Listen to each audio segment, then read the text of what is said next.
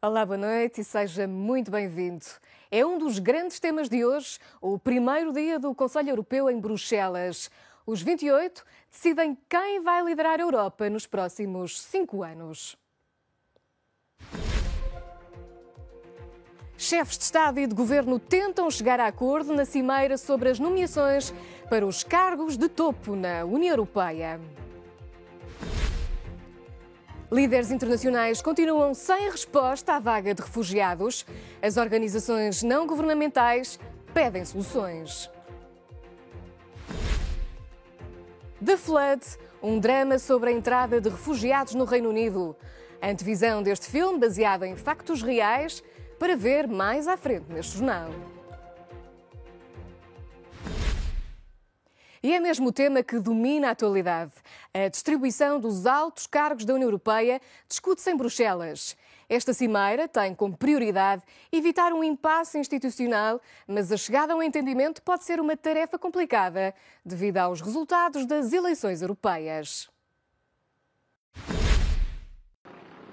Um compromisso sobre as nomeações para os cargos de topo da União Europeia é um dos pontos altos da cimeira em Bruxelas, que começa esta quinta-feira, mas poderá não haver fumo branco durante os 2 dias de reuniões dos chefes de Estado e de Governo.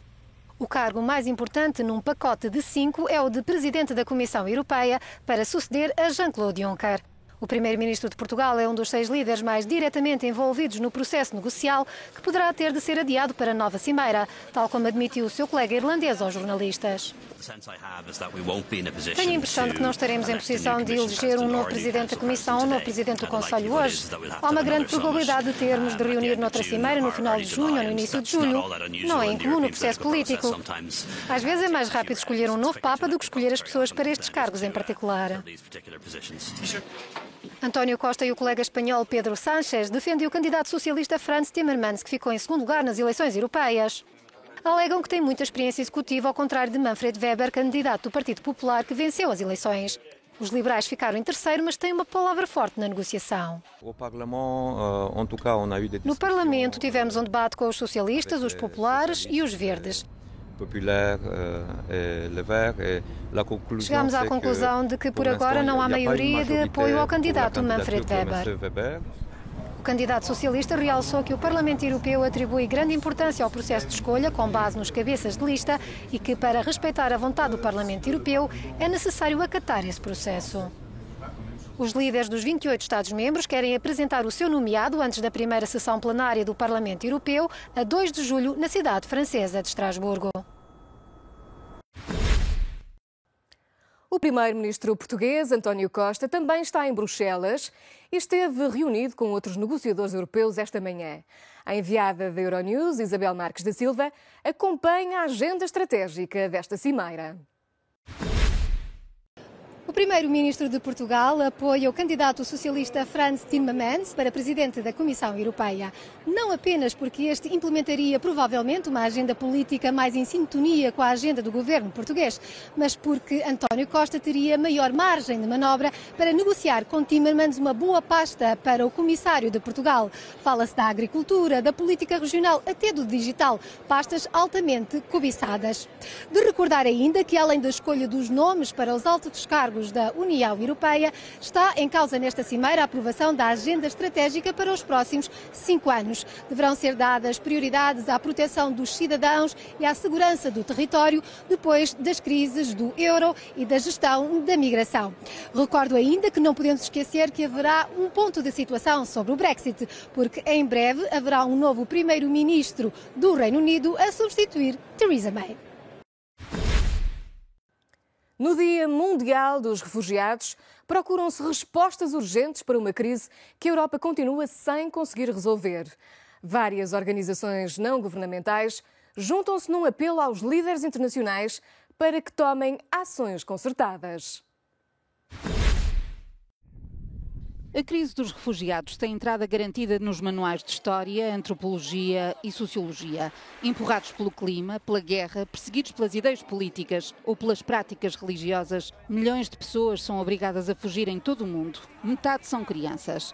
É pedida a ação urgente aos líderes mundiais. Existem agora mais de 70 milhões de refugiados e deslocados em todo o mundo. Não tínhamos números destes desde a Segunda Guerra Mundial. É um alarme para os líderes mundiais. Neste momento, nas contas do Conselho Norueguês para os Refugiados, são os países menos ricos da Europa que estão a aguentar o peso da crise migratória. Na Europa há uma ideia de que estamos a ser invadidos por refugiados. A realidade não podia ser mais distante disso. A maior parte dos países europeus não tem refugiados ou deslocados. O fluxo de refugiados atingiu máximos em 2015. A resposta europeia, liderada pela Alemanha de Merkel, foi irregular e afetada pelas divergências internas. O que dizemos é que a imigração sempre fez parte da sociedade. O ser humano é migrante e não vai parar agora. Por isso, a ideia de conseguir isolar a Europa enquanto o mundo vive uma catástrofe climática num mundo tão desigual simplesmente não funciona. O que vemos agora é que uma em cada 6 pessoas que tenta atravessar o Mediterrâneo morre. A entrada de imigrantes na Europa pode ter diminuído, mas a chegada massificada em 2015 teve um impacto que ainda não foi ultrapassado. A União Europeia mantém-se como há 4 anos, profundamente dividida.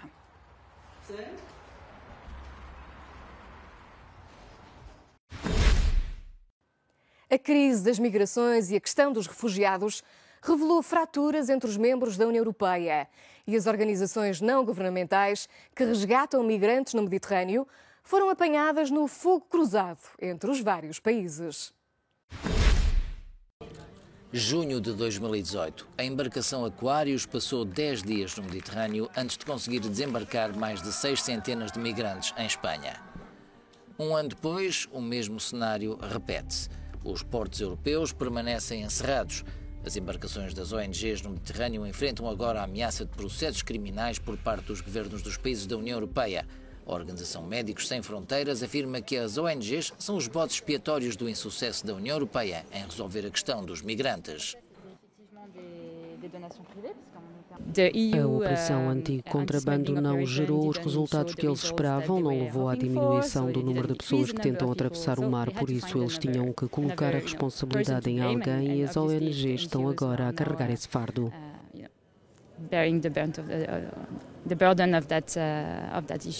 Em junho, os governos da União Europeia anunciaram planos para reformar o sistema de cotas a fim de distribuírem os requerentes de asilo por todos os Estados-membros.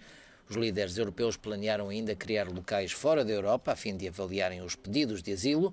Outra solução foi abrir centros de recepção em outros países europeus, a fim de aliviar a pressão sobre os países do Sul, onde chegam a maior parte dos migrantes.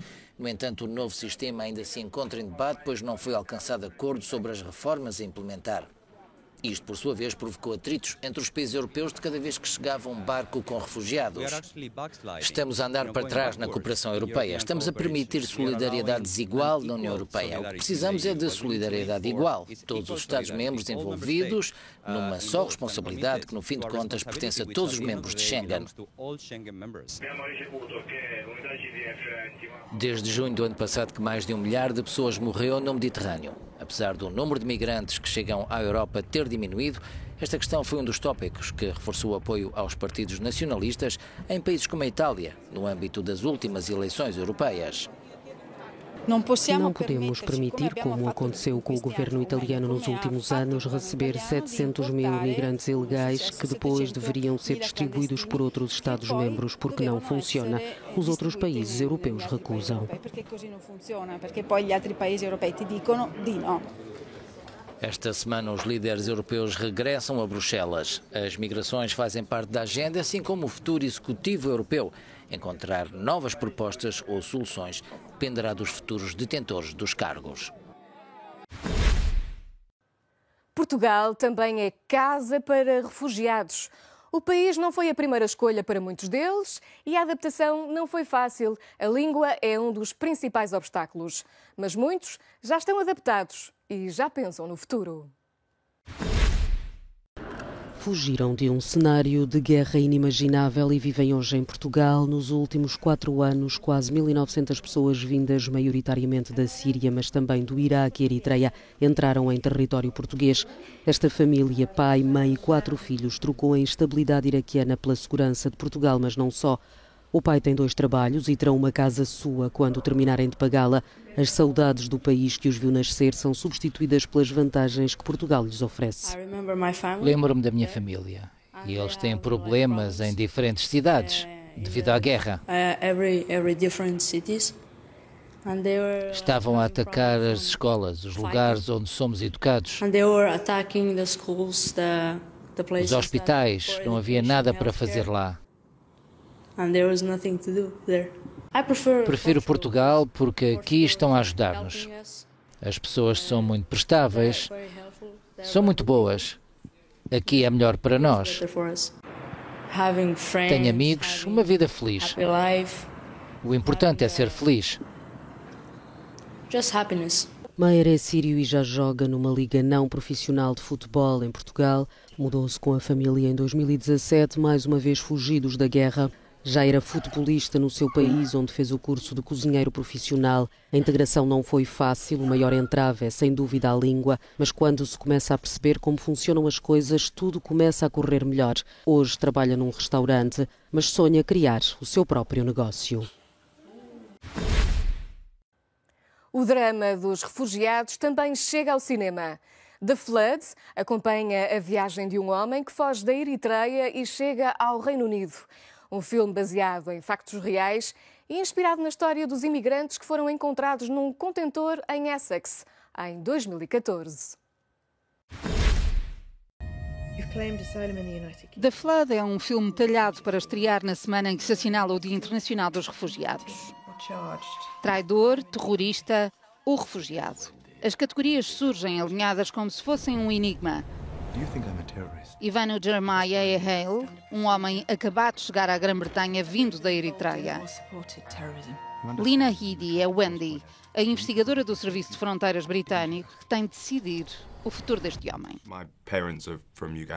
Os meus pais são do Uganda e do Ruanda. Nem preciso de referir que são 2 países com histórias conturbadas. Por isso, muito do que pus no filme como artista era o que já sabia. Foi uma grande oportunidade de ser um porta-voz.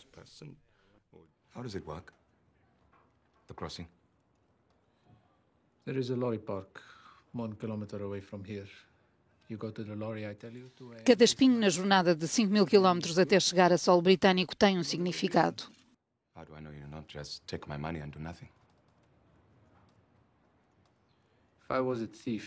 Seguimos a história deste homem no deserto, no mar ou na selva em que o Porto de Calais se converteu.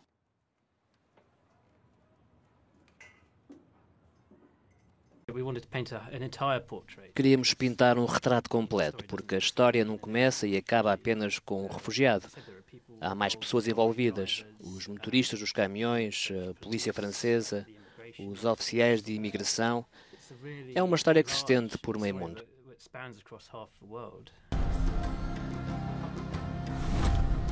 The Flood, uma história com muitos cinzentos.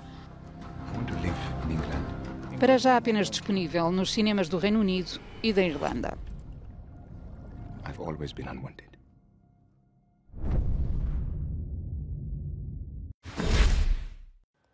E é tudo por hoje, mas toda a atualidade está disponível no nosso site e também nas nossas redes sociais.